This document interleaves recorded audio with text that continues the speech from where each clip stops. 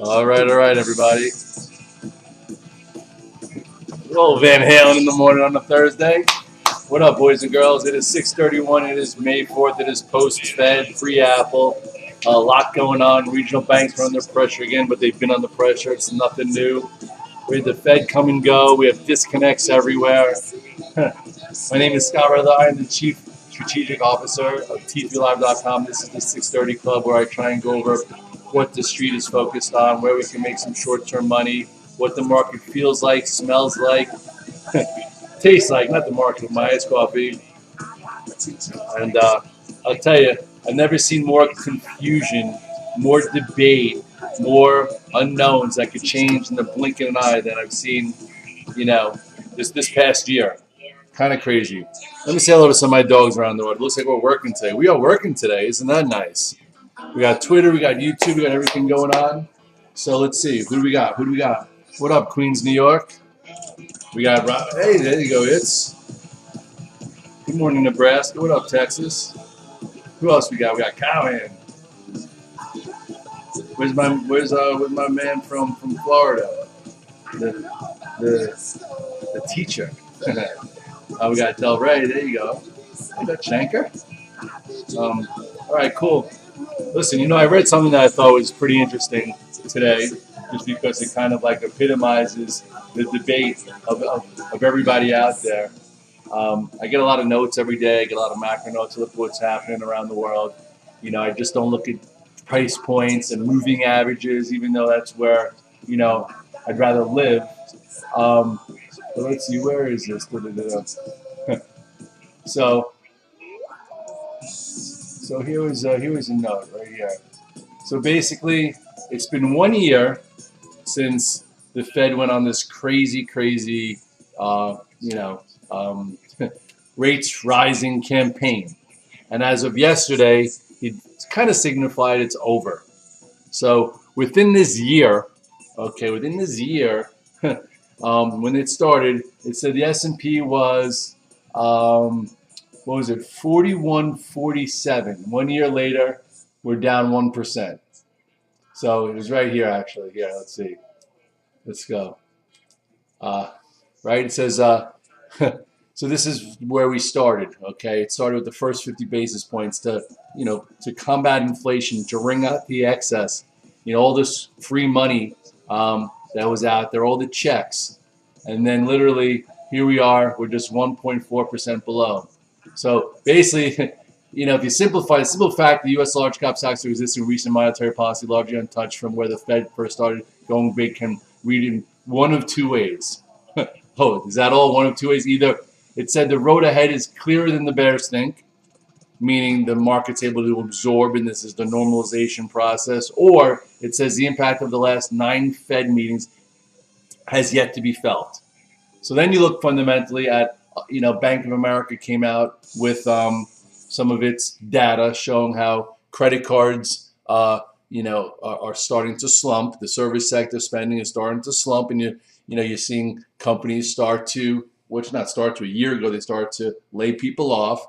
So, has it taken this much time to filter through and normalize? And all of a sudden we see risk does happen fast, right? My mom's birthday was February 24th. On February 24th, there was not one problem in the regional banking sector. And then you had, Silicon Valley Bank go from 300 to 0 in 3 days. You had Signature Bank. You just had FRC that, 3 weeks ago said everything is dandy. And, meanwhile, that's done. And then you had Powell start with his statement, the financial services banking system is fine. And then, PACW comes out with its, statement that it's not fine. So anyway, you have all these things happening, and then you still have the spies hanging out within, a certain points of 418 and 431 in this range, and lots of chop, lots of back and forth as we go through earnings season. So I would think even active bulls like me, I'm like, just freaking, do something a little bit more substantial. Like we remember last week, everyone's like, well, let the market tell you what's going to happen. I'm like, I do listen to the market, and I look very close. And you know what happened? Right here, the market said, you know what? This active sequence might be over. That was last week.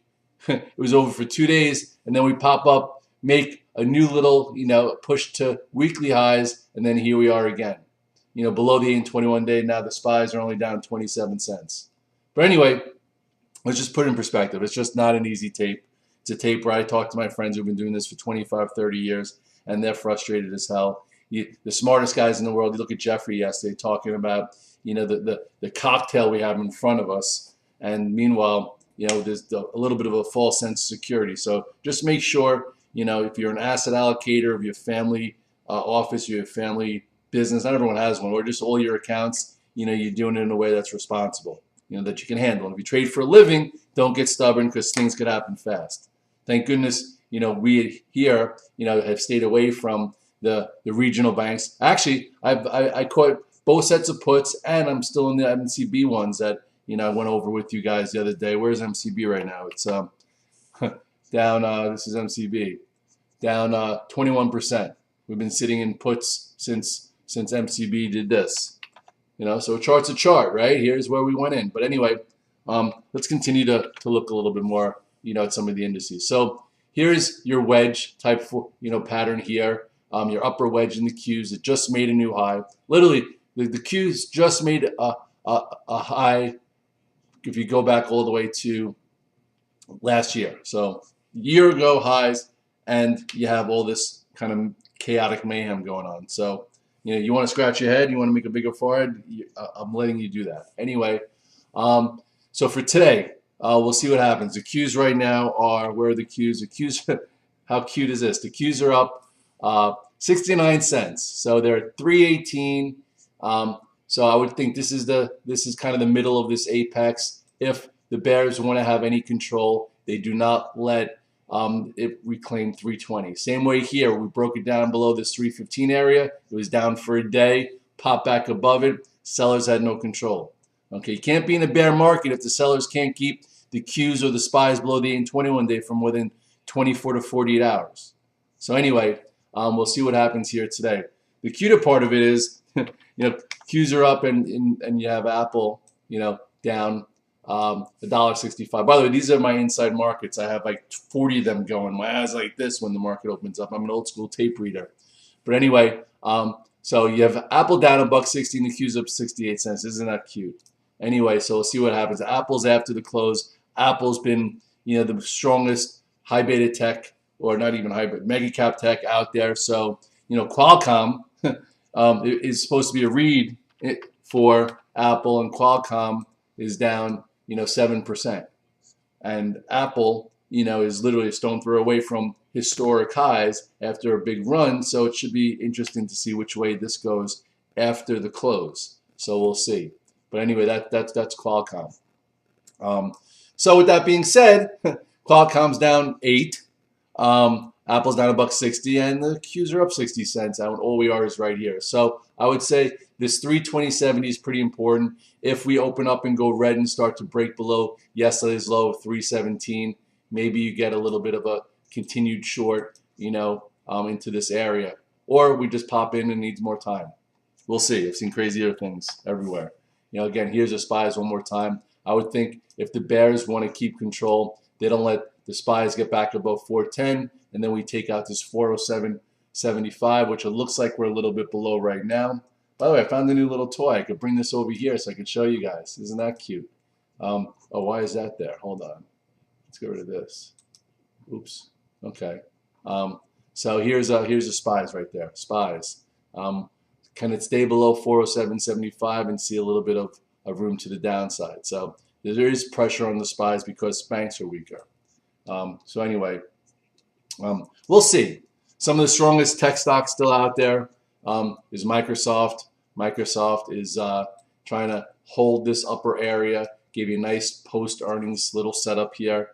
So as long as it holds this 303 area, it's in the cards, or it's in the game. Microsoft right now is up $1.60. It's at 305.81, smack in the middle. So they're trying to keep Microsoft in the game for tech-wise. Meta, they shook the tree a little bit yesterday, but what did it do? Came back above, still held the 8-day. So I'm trying to figure out where the chosen ones are still, where the go-to stocks that are strong post earnings. And as of right now, it's still Microsoft, it's still Meta. What's it called? You could Google is fair, not great, fair. It's a pain in the butt. At some point, it feels like it can get above this spot, but it hasn't. As long as it holds this 103 area, you shouldn't be overtrading Google. Maybe there's a trade to the upside. Perhaps go out a week, and buy the 109s or something like that. But it's been tough to trade. Tesla yesterday felt a little stronger than other things, but still not special. Pain in the butt. You have to make sure you watch your setup. I would say as long as it holds this 159, it's okay. At some point, if it's going to get any better, it's got to take out this 165, 165.49. But we'll see. It's up a little bit this morning. The banks are still a big problem. Look at the KRE. Still a big problem here. Okay?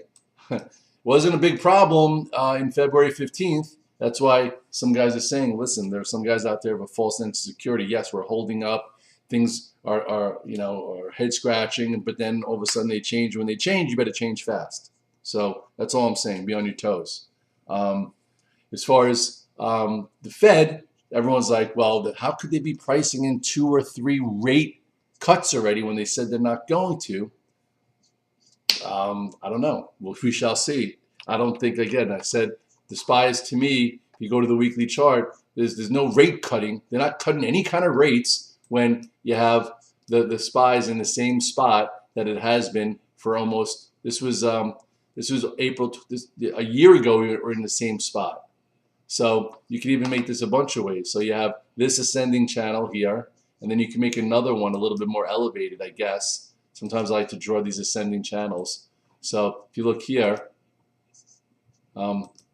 really, you can't cut rates if the SPYs hold this trend line, which is what? This is 403.78. Let's put that in there, 403.78.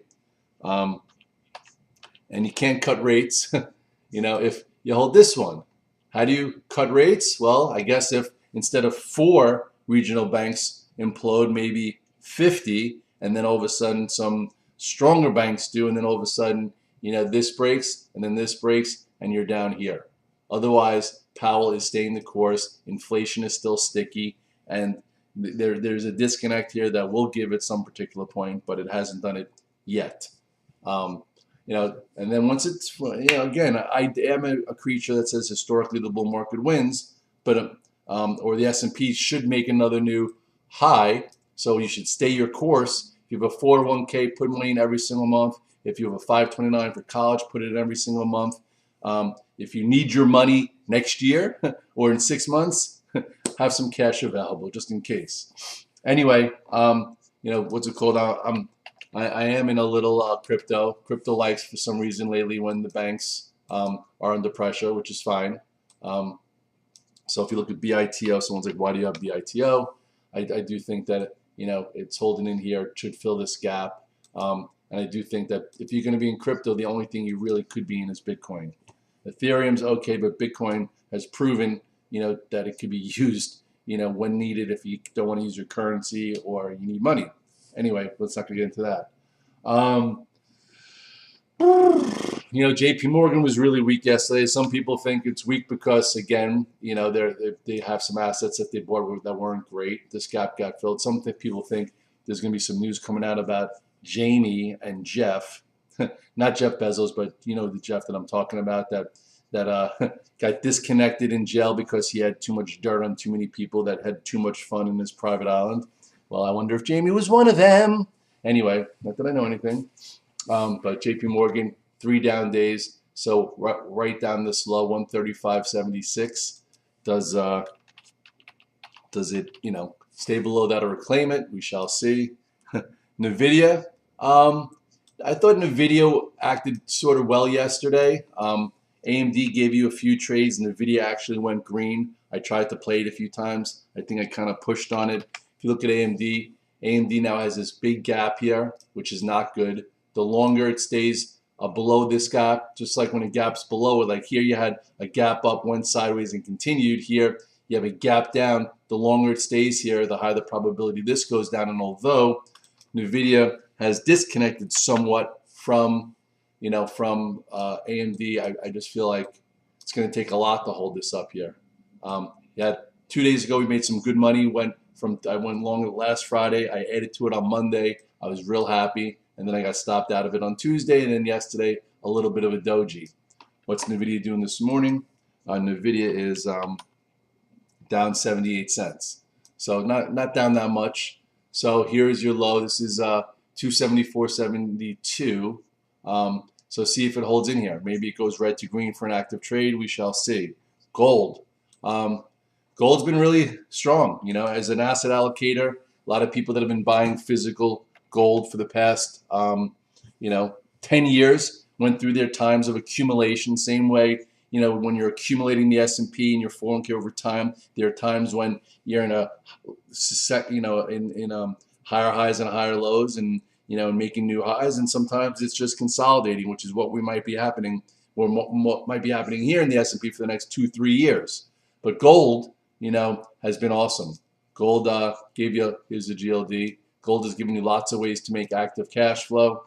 And a lot of the macro parts, where macro charts look pretty good. Let's go over here. Let's get rid of this. Get rid of that. Get rid of this. GLD is up a bit. So if you look at the daily chart, GLD held where it had to, and then ignited. So for those who trade gold actively, which I really don't, every now and then I'll put on some big call spreads. Oh, could you even see that there? I didn't know. Hold on. Let me just get this out of the way too. This held 183, and then a nice big 2-day move. This just filled this gap, so this island top that controlled the GLD for a little bit, it doesn't control it anymore. And then if you look here, this is your daily chart. This is when the downtrend got broken. This is when it gapped up. Remember I said if you gap up and stay above it, it gives you clues which way it's going to go, and it went to the upside. So all this did is consolidate. You go to the monthly chart, and oh my God, look at this cup and handle pattern. This is kind of telling what is this saying for the next year in the equities market? I don't know. You have Ray Dalio, who has had a very big career, has made a lot of money, he's made a lot of good calls. He's saying 2024 is going to be an absolute disaster. If it's going to be an absolute disaster, well, then the GLD is probably going to be up here. So you might want to have a portion of that in your asset allocation if you asset allocate, for your family office or for whatever it is. Or if you're just trading gold, it's been better to be long than short. And if that happens, I bet you Bitcoin probably goes to like 40,000 or more. But anyway, look at that. That's the monthly chart on gold. My goodness gracious. I remember back here when it ignited, and then people are like, oh my God, it's horrible. All it did is consolidate for 3 years. Anyway, I'm not a gold bug. My brother collects silver and gold, and Peter, one of my partners, has a war chest of it with some shotguns and stuff. But anyway, that's gold. So gold just proved it could hold higher. So anyway, what does that mean? It means that we have some tricky times ahead. If you look at Bitcoin, right? Everyone says take a look at Bitcoin. Bitcoin's hanging out. Bitcoin has a bit of a new new thesis. Every time the banks go down, money goes to Bitcoin. There's still countries that are adapting it as tender currency. So it's acting much better overall. You have a little wedge pattern here. Okay, Bitcoin's giving you lots of ways to make money this year. I made a lot of money in Bitcoin when I listed it around 17-ish and then 18.3. Then a lot of people made money right there at 22.5. That was a nice move to 31. And now you have another wedge type pattern here, which to me seems like it's going to break to the upside. Like at this point, it's above the moving averages. It's acting well.